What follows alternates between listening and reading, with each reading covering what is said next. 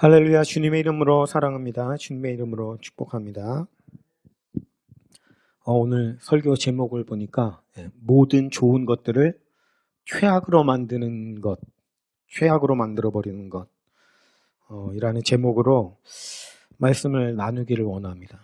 우리가 죄 또는 악을 볼 때 모든 죄가 이렇게 똑같은 건 아니거든요. 요한 1서에 보면은 죽을 죄가 있다 이렇게 말씀하고 있고, 또 죽을 정도까지는 아닌 죄가 있다 이렇게 말씀하는 것을 봅니다. 그러니까 그게 무엇인지를 정확하게 지칭하진 않아요. 뭐 이거는 죽을 죄다, 또는 이거는 뭐 죽을 정도까지의 죄는 아니다, 뭐 이런 식으로 정확하게 찝어가지고 말씀하고 있지 않지만 한 가지 분명한 것은 죄가 다 똑같은 죄는 아니라는 겁니다. 죽을 죄가 있고 죽지 않을 죄가 있고, 악한 것도 정말 악한 것이 있고, 뭐 이거는 좀 덜 악한 것이 있고, 경중이 다르다 이렇게 말씀을 할 수가 있어요. 뭐 좋은 것도 마찬가지겠죠. 그래서 좋은 덕목들이 굉장히 많이 있습니다만은 그 중에 제일은 사랑이라 이렇게 좀 말씀하고 있지 않습니까?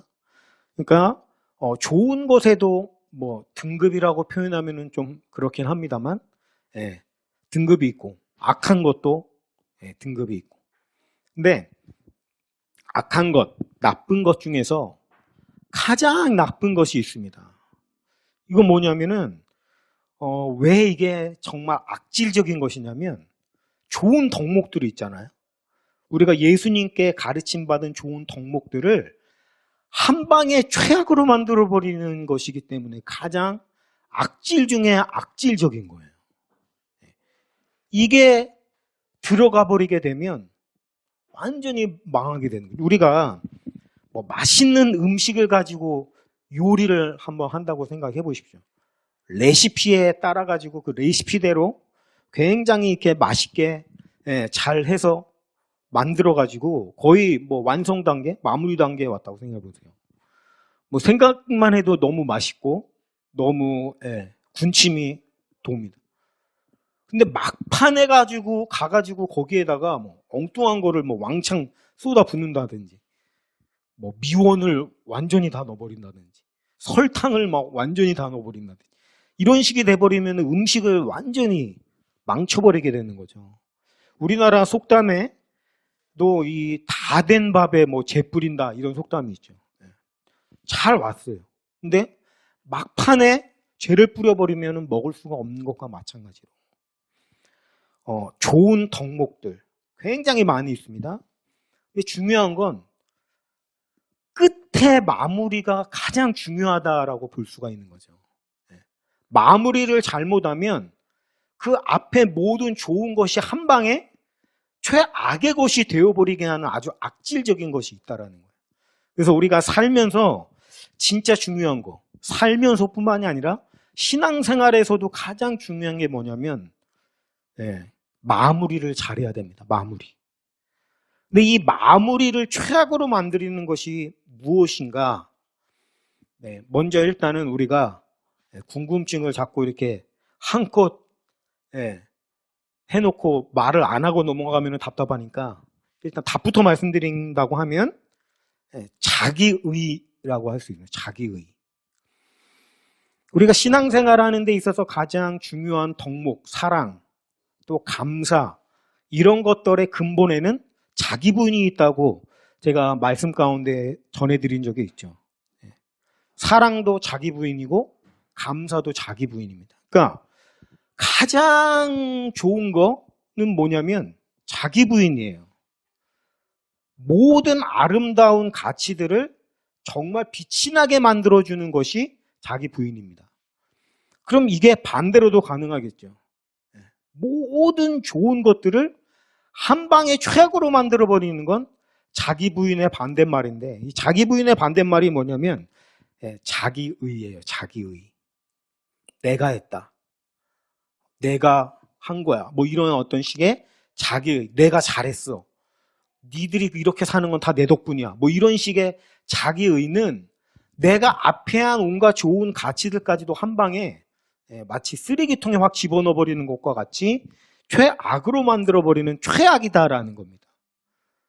그러니까 우리가 신앙생활 하는데도 마찬가지고, 뭐 사람들과의 관계, 가족과의 관계, 또는 뭐 직장, 또는 여러 군데에서 관계 안에 있어서 가장 중요한 거는 온갖 좋은 것을 다 해놓고 마지막에 마무리를 잘해야 된다라는 거. 이거 잘못하면 앞에 한 모든 좋은 거는 다 아무것도 아니게 돼버린다라는 거예요. 이게 왜 중요한가 한번 생각을 해보겠습니다. 우리가 알다시피 모든 좋은 것들의 공통점은 뭐냐면 그거를 하기 위해서는 굉장한 의지와 노력이 들어간다는 겁니다. 그렇죠? 네, 좋은 거는 그냥 되는 게 하나도 없어요. 굉장히 애쓰고 노력하고 힘을 들여야 되고 공을 들여야 됩니다. 희생하는 거 이게 쉬운가요? 쉽지 않습니다. 굉장히 애를 써야 되고 노력을 해야 되고 내 안에 어떤 그죠? 희생하고 싶지 않은 마음과 싸워야 되고요. 그죠? 굉장히 어려운 거거든요, 이게. 그러니까 온갖 모든 좋은 것들을 맺기 위해서는 굉장한 의지와 노력과 애씀이 필요합니다. 그런데 마지막에 마무리를 잘못해가지고 자기 의가 들어가게 돼버리면 그 앞에 내가 했던 모든 노력과 애씀과 땀방울을 흘린 것들은 한 방에 다 물거품이 돼버린다라는 거예요. 그러니까 이게 최고로 악질적인 것이다라는 거죠. 아니 내가 그냥 막 잘 살려고 애를 쓰지 않았어요. 예를 들어서 그냥 막 살았습니다. 희생도 하지 않고 막 이기적으로 살고 내 멋대로 살고 막 그냥 편하게 내 좋은 대로만 살면서 계산하면서 잘 살았다고 생각해 보세요. 그랬다가 나빴다 이러면 억울할 게 뭐가 있겠어? 억울할 게 없죠. 어차피 내가 그렇게 살았으니까요. 네. 그런데 내가 정말 애썼어요. 좋은 가치들을 남기기 위해서 희생하기 위해서 애쓰고 나 자신을 막 죽여가면서 막 노력하고 애써서 다 했어요. 근데 마지막에 이 자기라는 게 들어가 버려가지고 앞에 모든 좋은 애씀과 노력이 물거품이 돼버린다면 이건 억울하지 않습니까? 차라리 막 살 걸. 그랬으면 억울하지라도 않을 텐데, 그죠? 분명히 애쓰고 노력하며 살았는데 아름다운 가치들을 많이 맺었는데 자기의로 한 방에 모든 것이 쓰레기통처럼 완전히 다 돼버렸다라고 하면 사실 이것보다도 안타깝고 괴로운 게 어디 있겠어요. 신앙생활 하는 데 있어서도 마찬가지죠. 신앙생활 잘했거든요. 정말 기도생활, 말씀생활 열심히 했어요. 막 예배란 예배 다 빠지지 않고 다 드렸고요. 목사님 보필하는 거 정말 최선을 다해서 했고 교회도 그냥 내 모든 거를 다 바쳐가면서 했어요. 정말 아름다운 거죠. 근데 막판에 가서 자기 의라는 게 튀어나오면 모든 좋은 것들이 다 최악이 돼버린다라는 거예요. 이게 그래서 자기 의라는 게 악질적인 것이고 최고로 나쁜 것이다라고 할 수가 있습니다. 한 방에 뒤집어 버리기 때문에. 그래서 우리가 마지막에 가서 정말 잘해야 되는 게 뭐냐면 자기 부인 이거 잘해야 돼요. 또 반대로 얘기하면 자기 의가 튀어나오지 않도록 잘 눌러야 된다는 겁니다. 그게 바로 십자가의 길이고 우리가 주님을 따라가는 길이다라고 하는 거죠. 가정에서도 마찬가지죠. 가정이 왜 이렇게 힘든가 하면 자기의라는 게 들어가 버리면 힘들다라는 거예요. 자기의라는 게 뭐겠습니까? 내가 해준 것만 자꾸 생각하는 거예요. 관점이 그렇습니다. 이 자기의라는 거. 한 가정이라고 하는 어떤 일종의 가장 작은 사회의 한 단위가 가정 아니겠어요? 그 안에 여러 가족들, 이론들이 함께 부대끼며 살아가면서 살 때에 이게 쉽지 않잖아요. 서로 희생해야 되고 때로는 양보해야 되고 애써야 되고 또 부모님의 희생도 필요하고 자녀들도 부모님들과 함께 살아가면서 쉽지 않은 것들을 잘 이겨내고 여러 가지 그 어려움들이 있단 말이죠. 근데 내 안에 자기의라고 하는 것이 가득 차 있을 때는 어떤 현상이 벌어지는가 하면 상대방의 희생은 보이지 않습니다. 그리고 나의 희생만 보이는 거예요. 이렇게 되면 어떻게 되겠어요? 희생을 합니까 안 합니까? 분명히 희생을 합니다. 희생이라고 하는 건 가장 아름다운 거 아닙니까?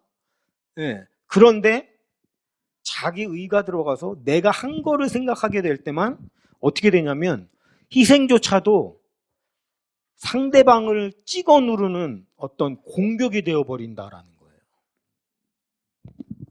제가 드라마를 보거나 뭐 보면 흔히 나오는 대사가 있거든요. 사실 우리가 실제 생활 속에서도 정말 많이 들을 수 있는 표현 중에 하나이고, 전 드라마를 볼 때 부모님들이 이 말을 하면 이게 정말 되게 싫다라는 느낌을 받는데, 어떤 말을 하냐면 부모님들이 되게 내가 너를 어떻게 키웠는데 이런 얘기 한단 말이에요.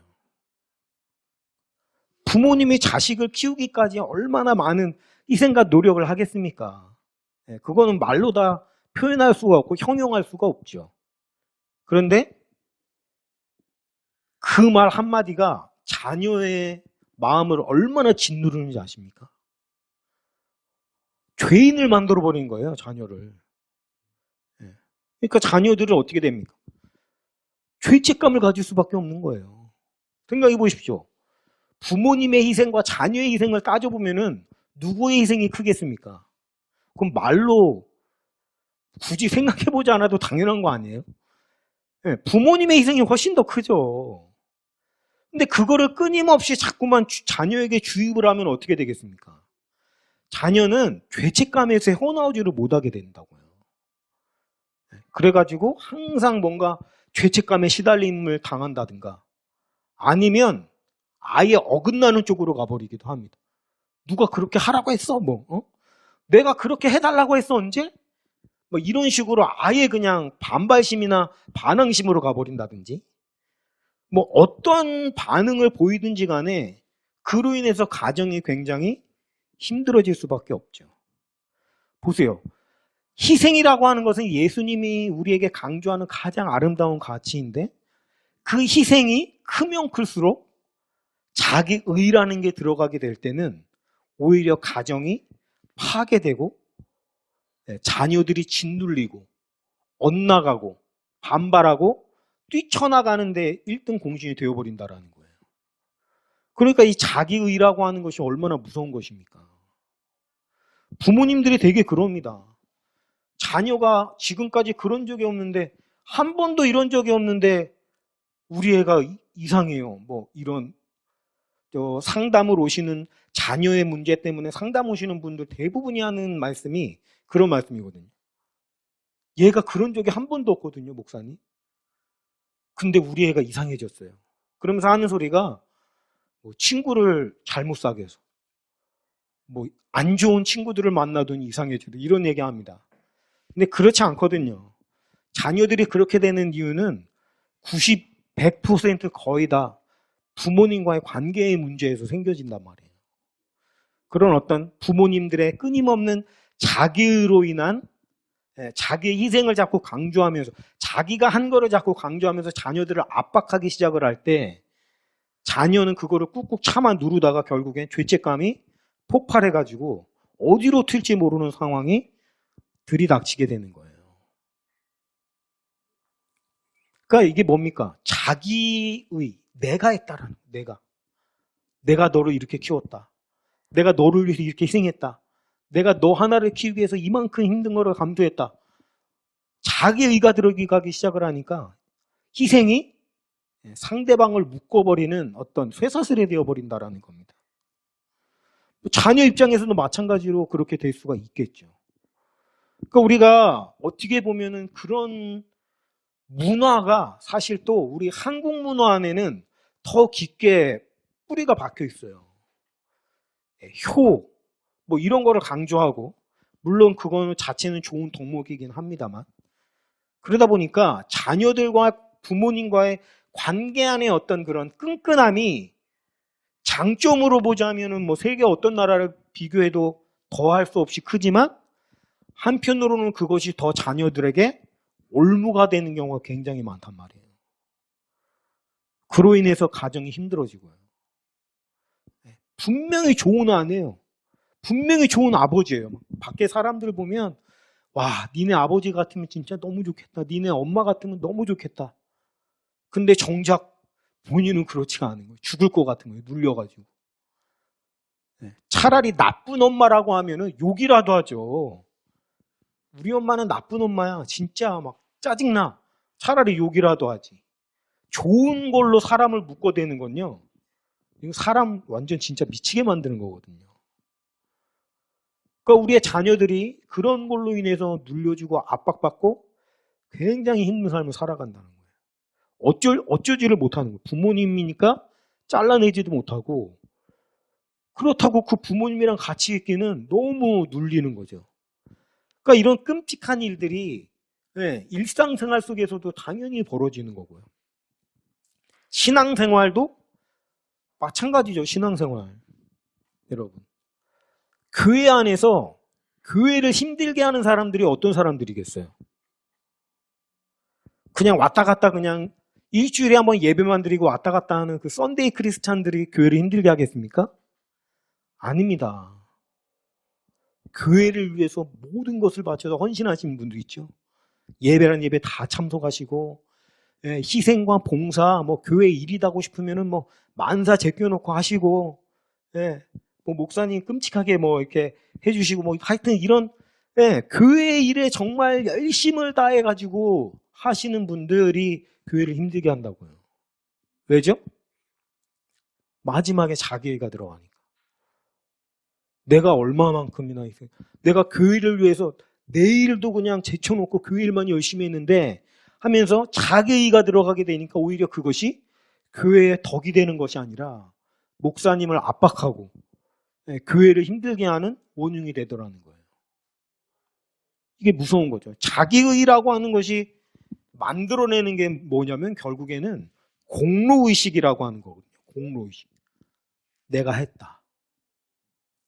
그런데 이들의 마음속을 들여다보면 내가 받은 거에 대한 생각은 아예 없다라는 특징을 가지고 있어요.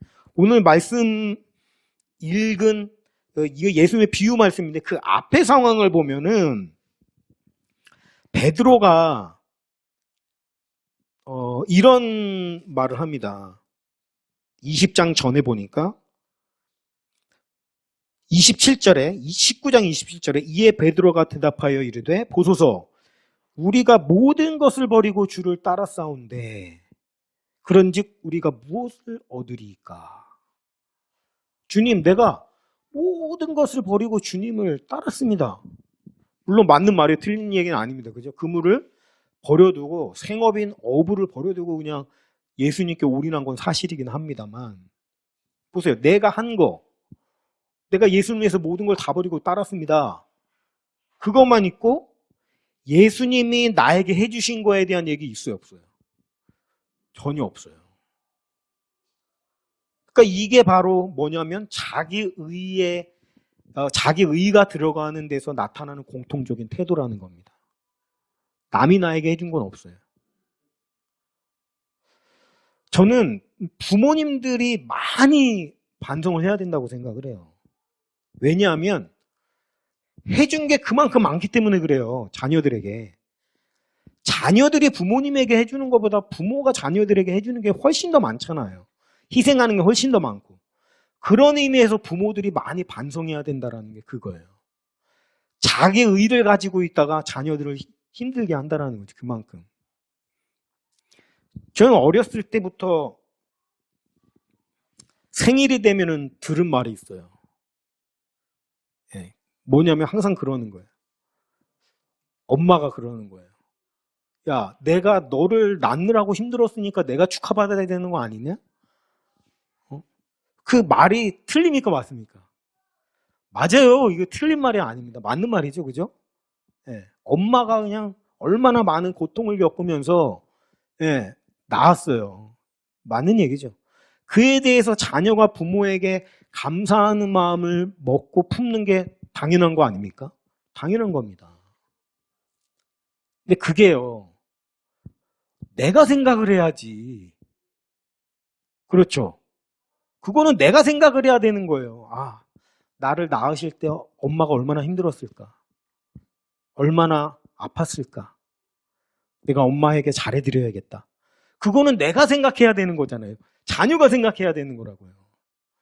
그거를 부모가 말하는 순간 어떻게 됩니까? 사람 안에, 본성 안에요, 자기의 이거를 되게 싫어하는 습성을 가지고 있거든요. 본성 중에. 참 아이러니합니다. 나는 자기를 가지고 자꾸 얘기를 하거든요. 자기는 망가져서. 그런데 누군가가 자기 의를 가지고 얘기하면 그거를 되게 싫어해요. 반발심을 가져요. 그래서 부모님이 어머니가 나를 낳으실 때 고생하시고 아프셨고 힘드셨다. 그러니까 생일은 부모님이 축하를 받으셔야 되고 자녀가 더 해드려야 돼. 이걸 내가 생각을 합니다. 자녀의 입장에서 이건 자녀가 해야 되는 생각이에요. 근데 이거를 부모님이 자녀에게 하는 순간 어떻게 되냐면 자녀의 마음에는 반발심이 생겨요. 듣기 싫어요. 저도 그래요. 그러니까 물론 저희 어머니는 이제 장난식으로 하시는 말씀이긴 한데요. 좋은 말도 이게 한두 번 들으면은 그냥 그러려니 하는데 이걸 많이 듣게 되니까 오히려 어떠냐면 감사하는 마음이 없어져요. 점점. 이게 참 희한합니다. 왜냐하면 우리 안에 본성 안에 자기 부인하는 게 아름답다고 느끼도록 만들어져 있고 자기 의를 드러내는 걸 굉장히 거부감을 느끼게끔 우리가 만들어져 있단 말이에요. 누가 자기 자랑하는 게 꼴보기가 싫지 않고 듣기 좋으신 분 계세요? 한 명도 없어요. 그거는. 누가 자기 자랑할 때 꼴보기 싫은 게 정상이에요. 왜냐하면 우리가 자기 부인이라고 하는 게 아름답게 느껴지도록 만들어져 있기 때문이에요. 그러니까 보십시오. 자녀 입장에서는 부모님을 생각을 해야 됩니다. 아, 내가 태어날 때 어머니가 이렇게 힘드셨겠구나. 너무 감사하다. 그거는 자녀가 생각할 수 있도록 부모님이 뭐라고 할까요? 그냥 둬야 돼요. 자녀가 스스로 느낄 수 있는 기회를 줘야 된다고요. 그거를 부모님의 입 밖에서 꺼내는 순간 자녀가 그런 거에 대해서 감사하고 느끼고 할 수 있는 것들을 박탈해버리는 게 되거든요. 그럼 부모님의 입장에서는 무슨 생각을 해야 되겠어요?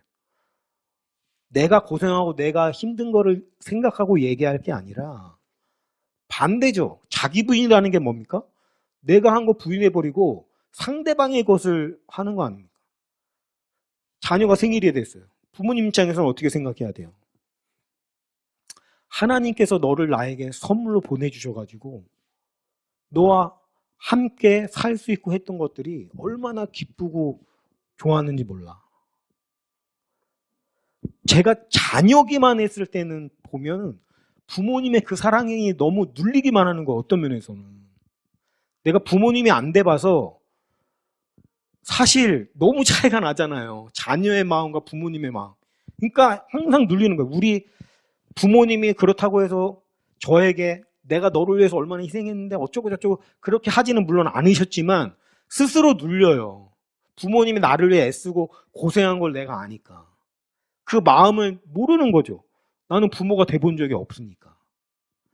근데 내가 자녀를 낳고 부모님이 되어보니까 물론 자녀를 위해서 희생하고 애쓰는 게 많죠.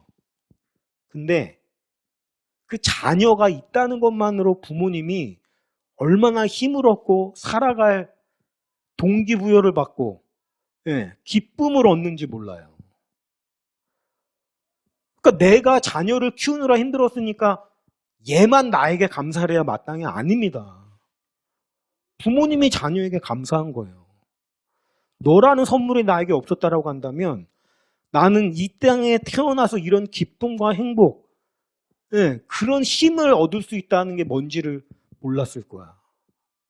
참 희한하더라고요. 저는 참 신기했어요.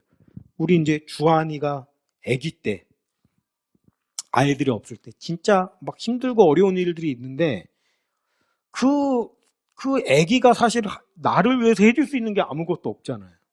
그러니까 자녀는 그렇게 생각한다고요. 나는 힘이 없고 하니까 어리니까 내가 부모님께 해줄 수 있는 게 아무것도 없어. 해줄 수 있는 게 없어라고 생각을 하는데 부모의 입장에서 보면 자녀가 뭐를 해줘서 힘이 나는 게 아니라 자녀가 있어주는 것만으로 위로가 되고 힘이 되고 그게 의지가 되더라고요. 그 조그만 손이 의지가 되더라고요. 신기하게. 그러니까 뭡니까? 부모님이 자녀에게 감사할 게 없어요? 아닙니다. 자녀에게 너무 감사할 게 많죠. 자녀가 뭘 해줘서 안 해줘서가 아니라 내 자녀로 와준 것 자체가 너무 기쁘고 감사하고 한 거죠. 부모님이 해야 될 얘기는 그 얘기예요.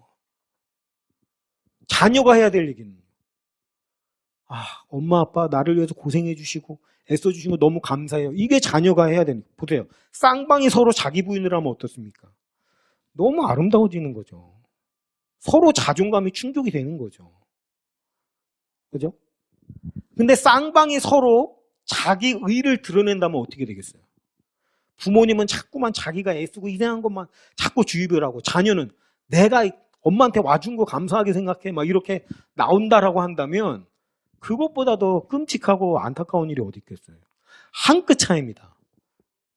누가 해야 될 생각을 하는 것인가. 상대방의 생각을 하기 시작을 할 때는 모든 것이 아름다워져요. 근데 자기 생각을 자기가 하기 시작할 때는 끔찍해진다라고 하는 거죠. 그래서 우리가 항상 뭐냐면 마무리에 자기 의를 드러내지 않는다는 건 뭐예요? 자기 부인을 해야 된다는 겁니다. 우리가 본성적으로 그렇습니다. 자기 부인을 해야 된다는 얘기는 우리의 악한 본성상 자기 의는 저절로 자꾸만 나오게 된다는 걸 전제합니다. 저절로 자기가 나타나지 않으면 우리가 의지를 들여서 자기 부인을 할 필요가 없거든요.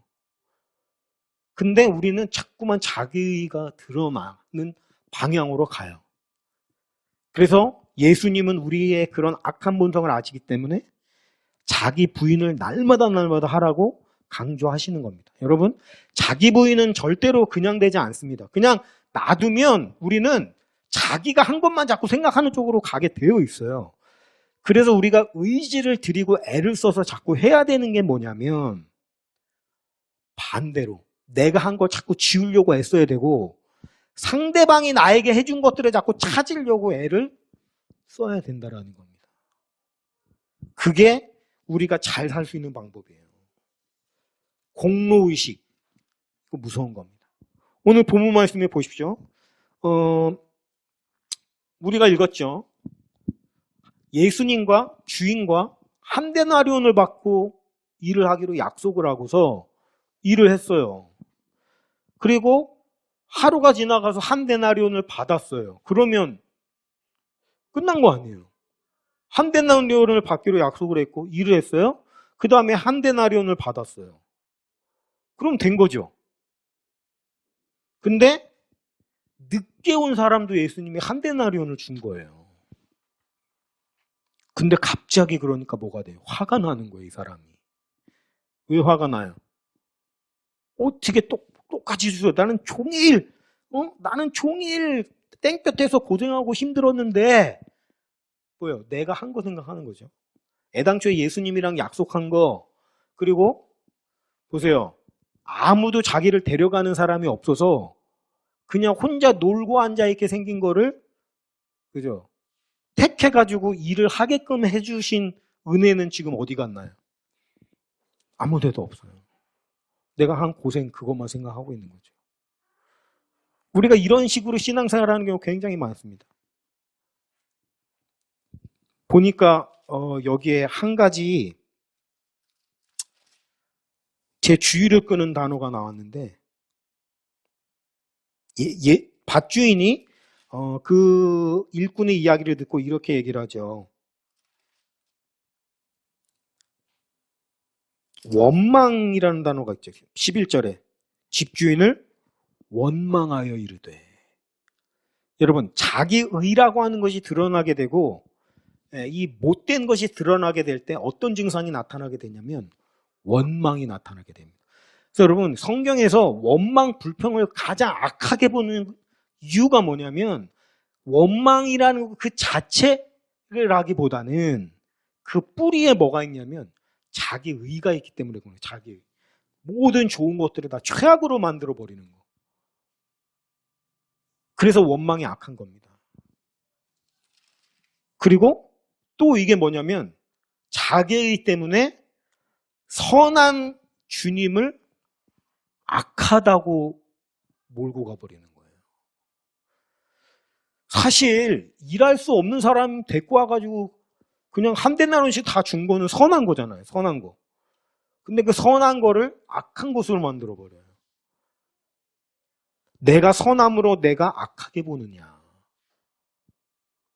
이게 자기의가 최악인 이유가 되는 겁니다. 우리가 살아갈 때 그렇죠.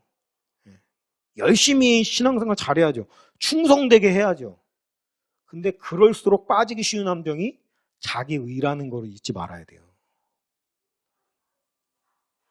또는 반대의 경우도 있을 수 있겠죠. 자기가 한 것만을 자꾸 주장을 한다? 이것도 자기의인데 반대로 나는 잘못한 것이 없고 너만 잘못한 것이 있다. 이것도 자기의가 될 수 있죠. 잘못한 것이 없겠어요. 잘못한 게 있겠죠. 있는데 자기 잘못은 아예 생각을 안 하고 상대방의 잘못만을 바라보는 시각으로 바라보는 거죠. 이것도 일종의 자기의라고 할 수가 있습니다.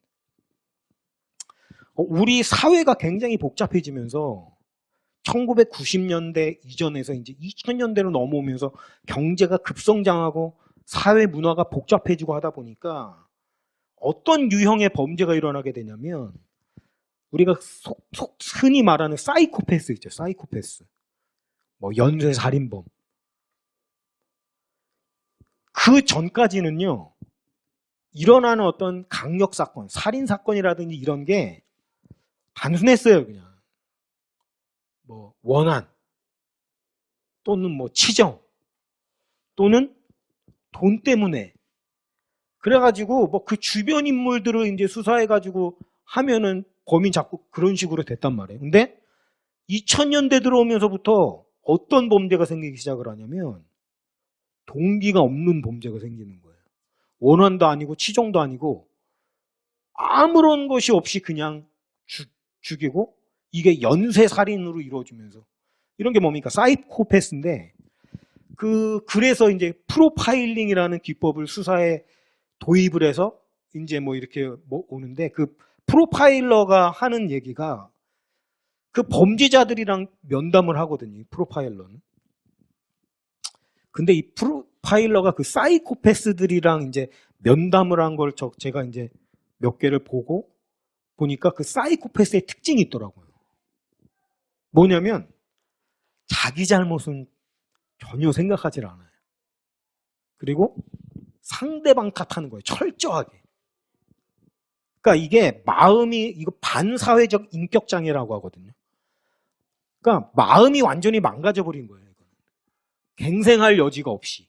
이게 사이코패스인데 뭐 우리가 연쇄살인 사건의 시대 뭐 짧은 기간 안에 20명을 죽인 유영철이라는 그 연쇄살인범의 이야기를 들어보면 그래 그 사람이 그렇게 된 이유가 뭔지를 이제 프로파일러가 이제 찾아가는 건데 첫 번째 뭐 부모님한테 두들겨 맞아 아동학대를 당한 거. 그 다음에 이 사람이 그 여자들을 막 11명을 죽였거든요. 왜 여자만 죽였나? 근데 이 사람이 하는 얘기 들어보면은 그렇습니다. 자기가 결혼을 했어요. 결혼을 해서 애도 낳았는데 이 사람이 사기를 치다가 경찰 행세를 하다가 걸려가지고 뭐 사기를 쳐가지고 감옥에를 간 거예요. 교도소를. 정상적인 사고방식을 가진 여자라면 이런 남자랑 살겠습니까? 그래서 이혼을 통보한다고. 이혼 당했어요. 그거 당연한 거잖아요. 그리고서 출소된 이후에 또 이제 어떤 여자를 사귀어가지고 이제 동거를 했어요. 근데 뭐라고 얘기하고 만났냐면은 이 유영철이라는 사람이 이 가짜 신분증을 만들어서 경찰 행세를 많이 했거든요. 그러면서 경찰 행사하면서 업주들한테 돈 뜯어내고 경찰이라고 해서 만났는데 나중에 알고 보니까 그게 아닌 거를 알게 돼서 이 여자가 헤어지자고 하고 나간 거예요. 근데 이 유영철이라는 사람의 사고방식을 보면은 자기가 여자에게 2번이나 배신을 당했다는 거예요. 나를 버렸다고 여자가. 전처는 나를 버리고 배신하고 나갔고 그 동거하는 여자도 나를 배신하고 나갔다. 근데 한번 생각해 보세요. 사기를 치다 감옥을 갔는데 어떤 여자가 붙어 있겠어요? 경찰관을 행세를 하다가 아니라는 게 드러나는데 어떤 여자가 계속 있겠어요? 그죠? 그 여자들이 이혼을 통보하고 떠나가는 건 지극히 당연하고 정상적인 건데, 이 유영철의 생각 안에는 그런 생각이 없는 거예요. 자기의 실책, 잘못은 전혀 없고 이 배신한 여자들이 잘못이라는 거예요. 그러니까 철저하게 상대방 탓하는 거죠. 잘못은. 그러니까 이게 어떻게 보면 망가져버린 마음이 특징인데, 그게 뭐겠어요? 이것도 일종의 자기의라는 겁니다.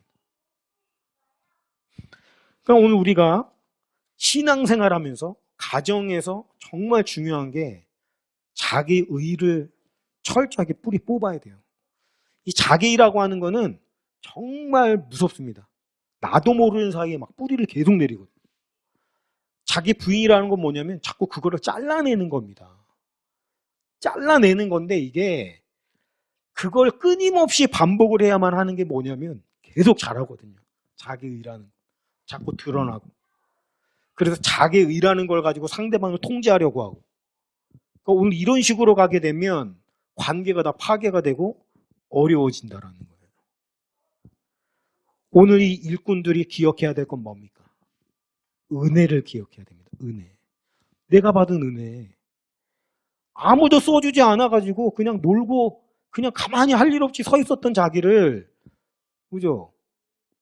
품삯을 준다고 하면서 데려가준 은혜, 일을 할 수 있게 해준 은혜, 그 은혜를 생각해야 되는 거죠. 우리도 마찬가지 아닙니까? 서로 상대방에게 받은 은혜들을 자꾸 생각을 하고 그걸 바라보는 시각으로 나가야 돼요.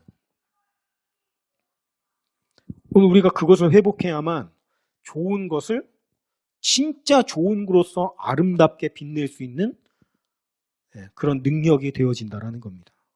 잊지 마세요.